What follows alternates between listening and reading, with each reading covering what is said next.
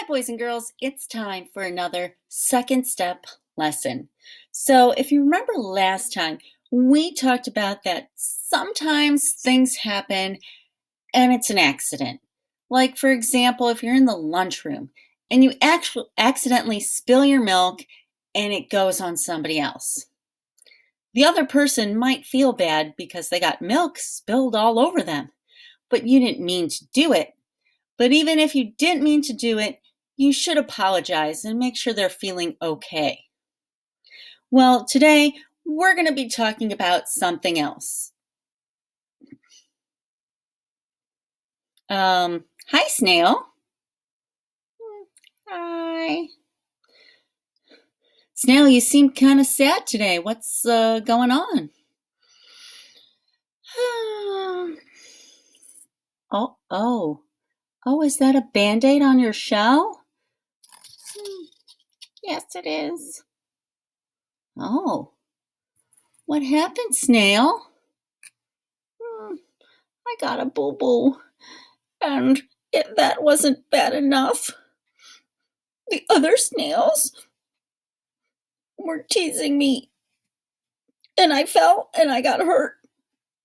And all the other snails said I look really stupid with it. Wow, that is a reason to be sad. Oh, I'm sorry you're feeling that way. Oh, hey, look, it's Puppy. Woof. Snail, I saw those other snails. They were being so mean to you. I'm sorry that you feel sad. Thanks, Puppy. It's so nice to know that someone understands how I'm feeling. Well, Snail, I don't want you to feel sad. Would you like to have lunch with me today? We can sit at the same table. That would be wonderful. That would make me feel so much better. Wow, Puppy, that's really nice of you. You're really making Snail feel better. All right, guys, say goodbye to the kids. Go have lunch. Bye. Bye, everyone. We miss you. Bye. Yep, so you see how Snail was feeling when someone was making fun of him. All right, so now it's time to have a little discussion. Let's look at this picture. Okay. Let me tell you the story behind it. It was show and tell time, and Ben was really excited to tell the class about his special shell. But he started to hiccup. Someone started laughing, and Ben felt embarrassed. He went and sat down without telling the class all the things he had wanted to say. Ben's friend Dara came over to see him. Think about how Ben feels. Look at the picture. How do you think Ben is feeling right now? How would you feel if it was show and tell time and everybody started laughing at you because you got the hiccups? How do you think Dara feels? Ben was your friend. How would you feel for him? Probably feel a little sad that everybody else was making fun of him, wouldn't you? Look at how she's trying to be nice to him and comfort him. She's putting her hand on his shoulder, trying to make him feel better. That's really nice. Dara is showing Ben that she cares about him. Now, to show that she cared about him, Dara sat there and she listened to Ben tell her more about his special shell. Listening is one way that Dara can show she cares about Ben. Saying kind words or offering to help in other ways.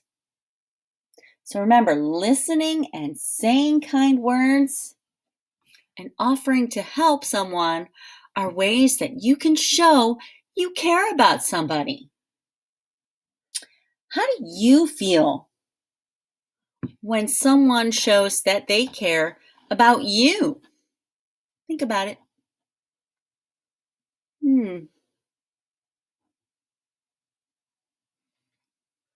Do you feel good? Do you feel better? Remember, showing care and concern for someone is called compassion. And when we put that compassion in action, that's called empathy. Do you remember when Mr. Clute was talking about that on morning announcements that we're trying to work on these things? I think that was the thing for January. Remember he was talking about that? So we should try to have compassion for our friends and put that compassion in action by doing something nice. So let's think about ways that we can have compassion and empathy for others. Okay? Now, I'm going to give you some scenarios or things that could happen in real life. And I want you to think about ways that you could show compassion. All right. Let's say you and your friend are in the library and your friend is really looking for a book that they really want to read. How can you show compassion towards them? Do you think maybe you could help them find the book? Or maybe you accidentally picked the book out that they wanted. Maybe you could let them read it this week and you could read it next week. Those are ways you could put compassion into action and show empathy. All right. What if you're at school and the person in front of you, you're in line, you're going to art, and the person in front of you slips on the floor and falls, which could happen this winter because when the floor gets wet, it does get slippery. How do you think you could help that person? How could you show compassion towards that person? Go ahead, think about it.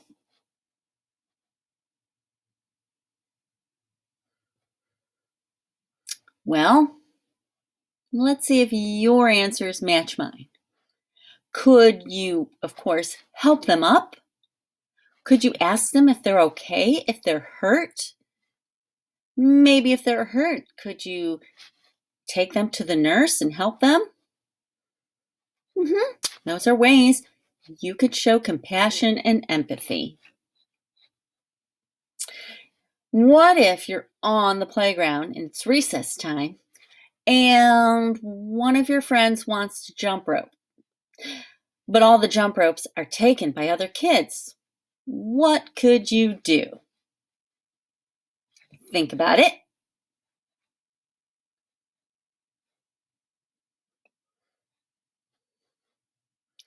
Could you suggest playing another game with them? Or maybe you have a jump rope. Maybe you could share the jump rope. Those are both ways you could show compassion and empathy. All right. Last scenario. Your friend is feeling really worried because they have to go to the doctor's after school. Not always a fun thing. How could you show compassion and empathy toward your worried friend? Think about it.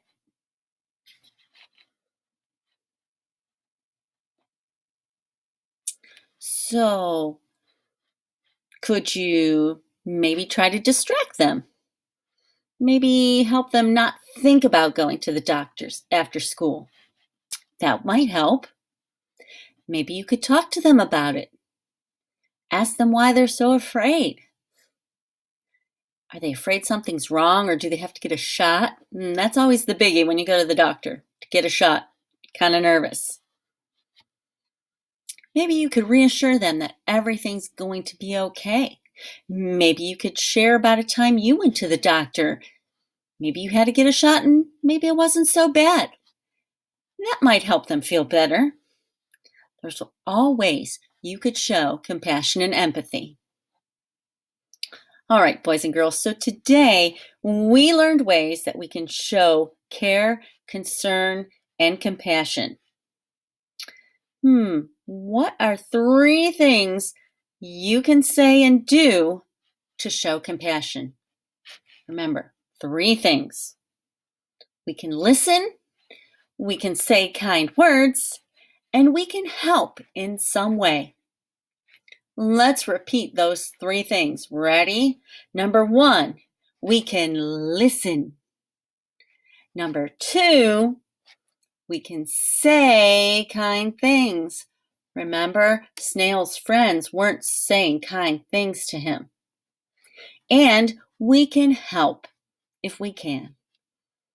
And if we can't help, maybe we can find someone like an adult, a teacher or a principal or our counselor to help our friend if we can't do it. Remember, our words and actions can make a difference when friends are upset. It makes our school more fun when we care about how each one of us feels.